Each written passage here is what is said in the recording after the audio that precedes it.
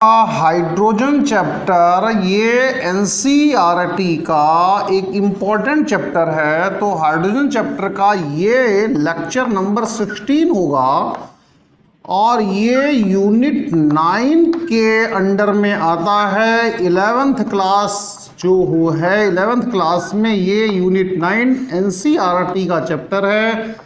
तो अब ये जो है लेक्चर नंबर 16, मैं आपको लेक्चर 15 तक डिस्कस कर रहा था कि हम हार्ड वाटर को सॉफ्ट कैसे करें, सॉफ्टनिंग ऑफ वाटर किस तरीके से की जाए। तो इसमें एक मेथड है रेजिन मेथड। रेजिन से हम किस तरीके से हार्ड वाटर को सॉफ्ट वाटर में चेंज कर सकते हैं। तो इनफैक्ट रेजिन होता क्या है, रेजिन होता क्या है, बहुत बड़े मॉलिक्यूल्स हैं, एक तरह से पॉलीमेरिक मॉलिक्यूल्स हैं। तो रेजिन क्या है, ये पॉलीमेरिक मॉलिक्यूल्स हैं, बहुत बड़े मॉलिक्यूल्स हैं, ये आसपासिएंट मॉलिक्यूल्स हैं, ये पॉलीमर्स हैं, ये आसपास क्या हैं, पॉलीमर्स हैं और बहुत ही बड़े मॉलिक्यूल्स होते हैं। तो बच्चों जो रेजिन होता है ये आपका 2 टाइप के रेजिन्स होते हैं। रेजिन्स 2 टाइप के होते हैं। एक रेजिन जो होता है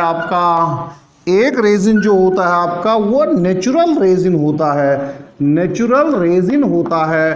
और एक आपका जो होता है वो सिंथेटिक रेजिन होता है, सिंथेटिक रेजिन होता है। एक नेचुरल रेजिन है और एक सिंथेटिक रेजिन है। तो नेचुरल रेजिन जो है, नेचुरल रेजिन, उसमें आप क्या देख सकते हैं भाई, पॉलीमर तो नेचुरल बहुत सारे होते हैं। मैं आपको कुछ छोटे छोटे एग्जाम्पल्स बताता हूं। जो पाइन का ट्री है, पाइन ट्री जिसे आप चीड़ का पेड़ कहते हो, तो जो पाइन ट्री होता है उससे नेचुरल रेजिन निकाला जाता है, निकलता भी है, यहां से नेचुरल रेजिन निकलता है। अब आप कहोगे कि थोड़ा सा कम मजा आया है। भाई एक चीज बहुत ज्यादा पॉपुलर है इंडिया में, उसका नाम है शिलाजीत। इसका नाम होती है शिलाजीत। ये भी एक तरह का रेजिन है, रेजिन, ये भी एक तरह का रेजिन है। ये नेचुरल रेजिन है, ये आपका नेचुरल रेजिन है। ये शिलाजीत जो होता है वो नेचुरल रेजिन होता है। और भी मैं कुछ आपको बहुत सीधे सीधे नाम बता सकता हूं। एक होती है राल, राल, राल जो है ये भी नेचुरल रेजिन है, नेचुरल रेजिन, ये भी एक बिल्कुल अच्छा सा नेचुरल रेजिन है। राल, RAL। भाई मुझे कहना तो नहीं चाहिए लेकिन फिर भी मैं आपको कहूंगा, जब कोई मर जाता है तो उसकी डेड बॉडी को जलाने के लिए इस राल का इस्तेमाल किया जाता है। हिंदुओं में स्पेशली जो कोई मर जाता है उसकी लाश को, डेड बॉडी को जलाने के लिए इस राल का प्रयोग किया जाता है, राल इस्तेमाल करी जाती है, राल का यूज किया जाता है और ये बिल्कुल नेचुरल रेजिन है। अब आप कहेंगे सिंथेटिक रेजिन, सिंथेटिक रेजिन भाई जो बनाया जाता है, जो फैक्ट्रियों में बनता है, वो सिंथेटिक रेजिन होता है। तो हमें सिंथेटिक रेजिन पर थोड़ी ज़्यादा काम करना पड़ेगा, ज़्यादा चर्चा करनी पड़ेगी, ज़्यादा हमें सोच विचार करना पड़ेगा, क्योंकि सिंथेटिक रेजिन से ही सॉफ्टनिंग ऑफ वाटर होगा। हार्ड वाटर को सॉफ्ट वाटर में चेंज करने का जो काम है वो सिंथेटिक रेजिन ही करेगा। तो हम सिंथेटिक रेजिन से किस तरीके से क्या करते हैं जरा इसको समझो। जो सिंथेटिक रेजिन है, सिंथेटिक रेजिन ये 2 टाइप का होता है बच्चों। सिंथेटिक रेजिन जो होता है ये 2 टाइप का होता है। 2 टाइप के सिंथेटिक रेजिन्स होते हैं। एक टाइप का जो सिंथेटिक रेजिन है उसे कहते हैं एसिडिक, एसिडिक सिंथेटिक रेजिन। बिल्कुल अच्छी तरह समझिए, एसिडिक सिंथेटिक रेजिन। और जो दूसरा होता है उसको कहते हैं basic synthetic resin. Basic synthetic resin, ये आप इस बात को समझ करके चलो, बेसिक सिंथेटिक रेजिन। फिर दोबारा से बताता हूं, जो हमारा सिंथेटिक रेजिन है जो वो दो टाइप का होता है, एक तो एसिडिक सिंथेटिक रेजिन, एक होता है बेसिक सिंथेटिक रेजिन। समझिए, बेसिक सिंथेटिक रेजिन और एसिडिक सिंथेटिक रेजिन, रेजिन को मैंने पहले ही बता दिया है, ये बहुत बड़े मॉलिक्यूल होते हैं, ये काफी बड़े मॉलिक्यूल होते हैं, कोई छोटे मोटे मॉलिक्यूल नहीं होते हैं। ये एक तरह से पॉलीमर, एक तरह से क्या पॉलीमर ही है। ये रेजिन जो होते हैं बहुत बड़े मॉलिक्यूल होते हैं, पॉलीमर होते हैं। तो आप इस बात को समझ करके चलो कि हाँ, ये बड़े मॉलिक्यूल होते हैं, पॉलीमर होते हैं। अब ये बहुत ज्यादा जरूरी है आपके लिए, ठीक है जी। इसमें कौन कौन सा ग्रुप पाया जाएगा? इसमें COOH ग्रुप पाया जाएगा, एसिडिक सिंथेटिक रेजिन में COOH ग्रुप पाया जाएगा, या फिर SO3H ग्रुप पाया जाएगा। इसमें ये प्रेजेंट होगा, यानी कि जो एसिडिक सिंथेटिक रेजिन है that will contain either this और दिस ग्रुप, ये इसमें होगा, यानी इसकी प्रेजेंस होगी एज ए फंक्शनल ग्रुप। ये प्रेजेंट होगा, present as a functional group, functional group की तरह ये श्योर प्रेजेंट होगा, पक्का प्रेजेंट होगा, कहीं कोई दिक्कत नहीं है। इसीलिए भाई ये एसिड ग्रुप है, ये एसिड ग्रुप है, इसीलिए इसका नाम एसिडिक सिंथेटिक रेजिन रखा गया है। यहां पर चलिए थोड़ा सा, तो जब यहां पर आप चलेंगे तो इसमें क्या होता है भाई, इसमें NH3+ और OH ग्रुप होगा। ये ग्रुप इसमें प्रेजेंट होगा, बेसिक सिंथेटिक रेजिन में ये ग्रुप प्रेजेंट होगा। तो ये आपको इसकी प्रेजेंस पाई जाएगी, present as a functional group, functional group की तरह इसकी प्रेजेंस होगी। अब दोस्तों सोचो, जरा सोचो, थोड़ा सा दिमाग लगाओ कि ये जो है बहुत बड़ा मॉलिक्यूल है, इसमें तो H की प्रेजेंस होगी, इसमें अरे यार एसिडिक है ना, एसिडिक, इसमें OH की प्रेजेंस होगी। दोस्तों समझो जरा, ये एसिडिक है, एसिडिक, ये एसिडिक, सॉरी ये एसिडिक है और ये बेसिक है। बेसिक की वजह से ये OH प्रेजेंट है, बेसिक की वजह से OH प्रेजेंट है, इस एसिडिक की वजह से H प्रेजेंट है। इस चीज को समझने की कोशिश कीजिए। अब इसको जो एसिडिक सिंथेटिक रेजिन है, इसको हम रिप्रेजेंट करते हैं RH से, RH से, RH। यहां पर ये पॉजिटिव चार्ज है, यहां पर ये निगेटिव चार्ज है। जो R है, R किसे रिप्रेजेंट करता है? ये R कोई एल्काइल ग्रुप नहीं है। अगर आप सोचे बैठे हो ना कि ये R एल्काइल ग्रुप है, बेवकूफी मत करो, नहीं बेवकूफी नहीं करनी है। ये जो R है, ये R रेजिन को रिप्रेजेंट कर रहा है दोस्तों। ये R स्टैंड फॉर रेजिन, और रेजिन क्या है मैंने पहले ही बता दिया, ये बहुत बड़े मॉलिक्यूल हैं, ये पॉलीमर हैं, ये बहुत बड़े मॉलिक्यूल हैं, जिएंट मॉलिक्यूल हैं, बहुत बड़े मॉलिक्यूल हैं। आप यहां चलो और इसमें थोड़ा सा देखने की कोशिश करो कि यहां पर ये क्या होगा भाई। बेसिक सिंथेटिक रेजिन में यहां पर क्या हो सकता है दोस्त? यहां पर हम इसे लिखेंगे ROH, इसे लिखेंगे हम क्या? ROH। इस OH पर माइनस चार्ज और R पर प्लस चार्ज। किसी भी हालत में कोई कंफ्यूजन में मत आओ।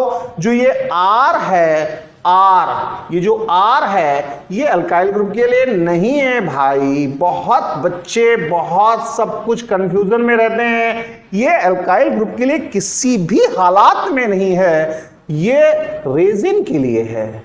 ये रेजिन के लिए है, रेजिन के लिए आता है। अरे भाई साहब, ये रेजिन का मतलब है पॉलीमर, इसका मतलब है बहुत बड़ा मॉलिक्यूल, बहुत बड़ा मॉलिक्यूल।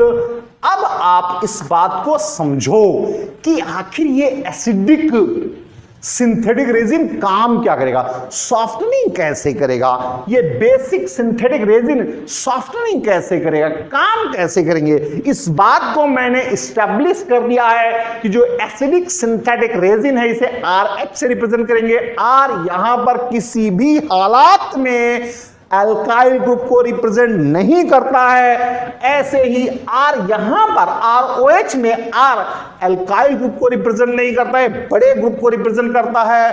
ठीक है, ये 2 पॉइंट स्टडी करने के बाद हम अब आगे देखते हैं कि आगे की बात क्या है, थर्ड पॉइंट कैसे चलेगा। थर्ड पॉइंट कैसे चलेगा, बहुत अच्छी तरह से इसको समझने की कोशिश करो कि थर्ड पॉइंट कैसे चलेगा, कि किस तरीके से सॉफ्टनिंग करेगा। तो दोस्तों थर्ड पॉइंट को समझो, यहां पर RH है, H पर पॉजिटिव चार्ज है भाई, R पर निगेटिव चार्ज है दोस्त। अब देखो क्या होता है भाई, क्या होता है, क्या चीज होती है, या तो Ca+ होगा, किसमें Ca+ होगा, हार्ड वाटर में होगा भाई, ये हार्ड वाटर में होगा, या फिर ये RH यहां पर प्लस लगा लो, यहां पर माइनस लगा लो, Mg+ होगा। और क्या हो सकता है, किसमें होगा, ये हार्ड वाटर में होगा, कहीं से कहीं तक कोई टेंशन ना लो। ठीक है भाई, ठीक है, ठीक है, ठीक है, ठीक है, ठीक है, ठीक है। यहां पर क्या हो सकता है, आप देखो कि ROH, अब इस ROH की कहानी देखो, ये माइनस है और ये प्लस है। क्या हो सकता है, यहां पर या तो Cl- होगा, कहां से आया ये हार्ड वाटर से आया है, और या फिर यहां पर दूसरी जो चीज हो सकती है वो हो सकती है SO4-2। कहां से आई है, ये हार्ड वाटर से आई है भाई। हार्ड वाटर किस वजह से होता था, MgSO4 प्रेजेंट हो सकता था, CaSO4 प्रेजेंट हो सकता था, CaCl2 हो सकता था, MgCl2 हो सकता था। ठीक है, अब करेगा काम क्या होगा, काम देखो, काम क्या होगा दोस्त, ये जो R है ना माइनस वाला, ये इस प्लस के साथ रिएक्शन करेगा।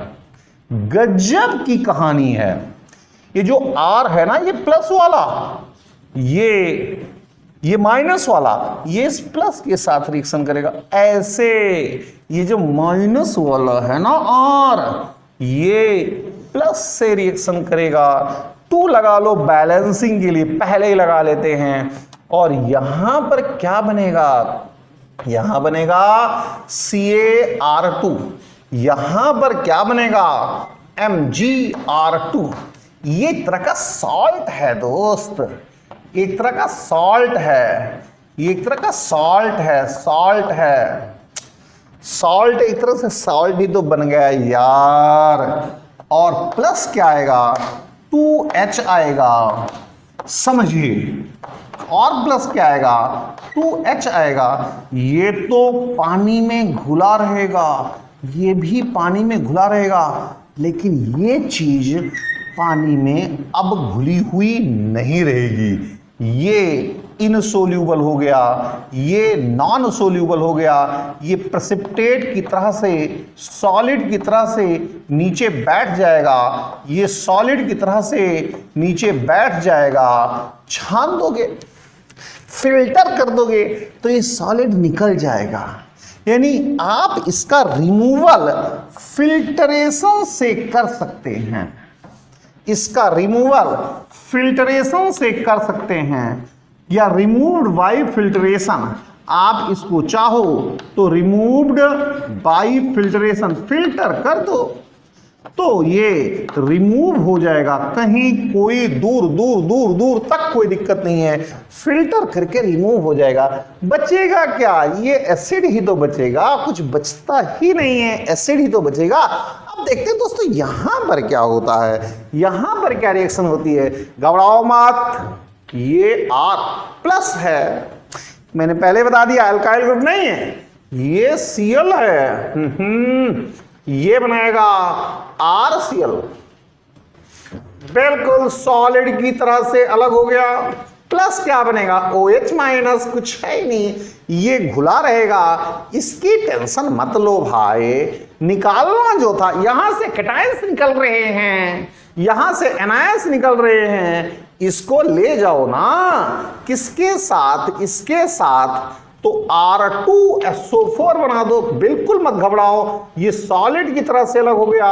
यहां पर बैलेंसिंग के लिए 2 कर लो ना भाई, 2 कर लो बैलेंसिंग के लिए, क्यों परेशान हो रहे हो? 2 कर लो, और यहां पर आपके पास 2OH- आ जाएगा, ये तो एक्वस होगा।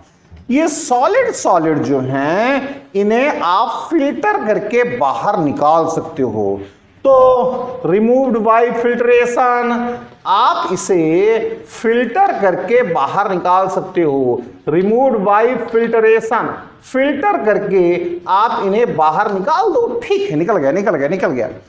तो इस एसिडिक सिंथेटिक रेजिन ने क्या चीज निकाल दी, क्या चीज अलग कर दी, क्या चीज निकाल दी, उसको फील करो। इसने कैटायन निकाला है, देखो ना, ये कैटायन निकाला है, कैटायन निकाला है, इसने कैटायन निकाला है, कैटायन। इसने क्या किया?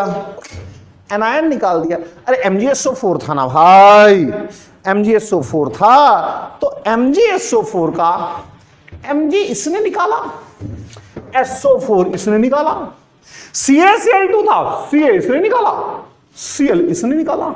तो ये जो है इसका एक और नाम है, इसका नाम है कैटायन एक्सचेंज रेजिन। तो इसका एक और नाम आ गया कैटायन एक्सचेंज रेजिन। ये यानी कैटायन को रिमूव किया, इसका एक और नाम आ गया एनायन। अरे यार किसका एनायन? हार्ड वाटर का एनायन। ये एनायन एक्सचेंज रेजिन, ये एनायन एक्सचेंज रेजिन आ गया। ठीक है, इनको फिल्टर करके बाहर निकाले। पानी में क्या बचा? गजब बात है, पानी में क्या बचा? पानी में OH बचा और H बचा, कुछ नहीं। यहां से H बचा, यहां से OH बचा। दोस्तों यहीं पर बात सारी आकर के टिक जाती है। क्वेश्चन पूछता है, मेडिकल में भी पूछता है, खूब पूछता है। क्या बचा? यहां इस कंपार्टमेंट से, इस टैंक से, इस वाले रेजिन के टैंक से हमें H मिला। इस वाले टैंक से, अरे जिसमें रिएक्शन होगी वो टैंक होगा ना, अरे भाई टैंक होगा, वहां से OH मिला। और H और OH आपस में ये क्या है? एज एसिड है ना, ये क्या है? एज बेस है ना। ये दोनों न्यूट्रलाइजेशन रिएक्शन करके फिर पानी बना देते हैं, ये न्यूट्रलाइज हो गए। टेक्निक नंबर 2 देखो ना, ये न्यूट्रलाइजेशन रिएक्शन करके फिर पानी बना देते हैं। अरे यार कैल्शियम गया, मैग्नीशियम गया, क्लोराइड गया, सल्फेट गया, कोई आयन नहीं है।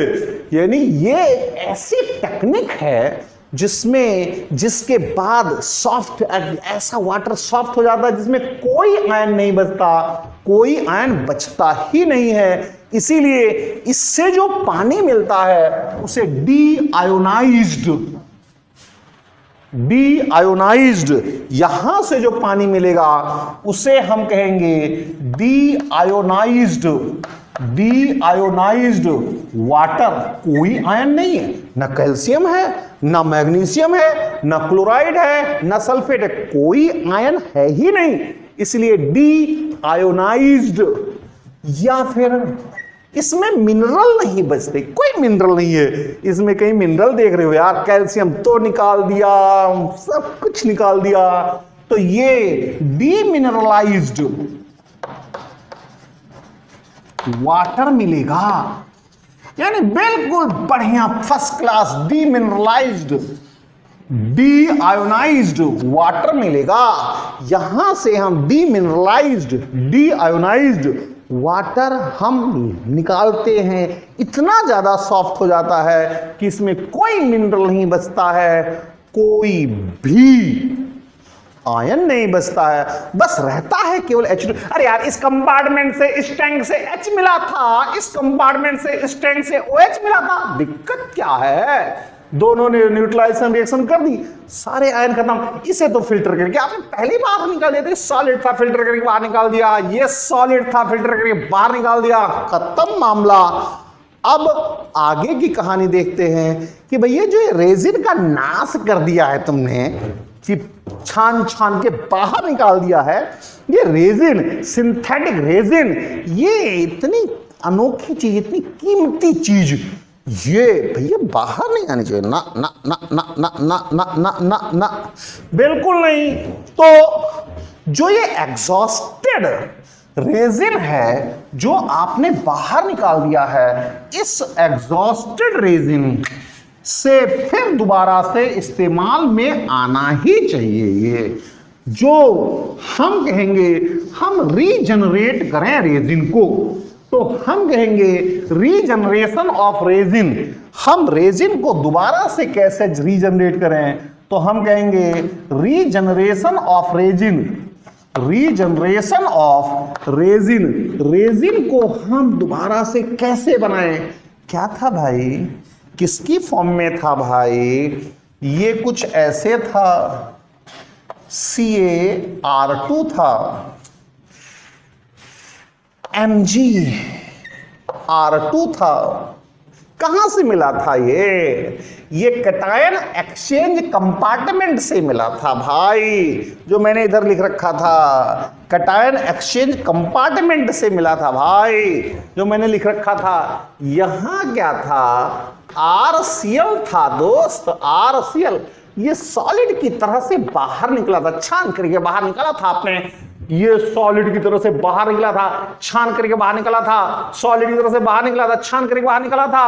और क्या था भाई, R2SO4, ये सॉलिड की तरह से बाहर निकला था, छान के बाहर तुमने ही तो निकाला था थोड़ी देर पहले।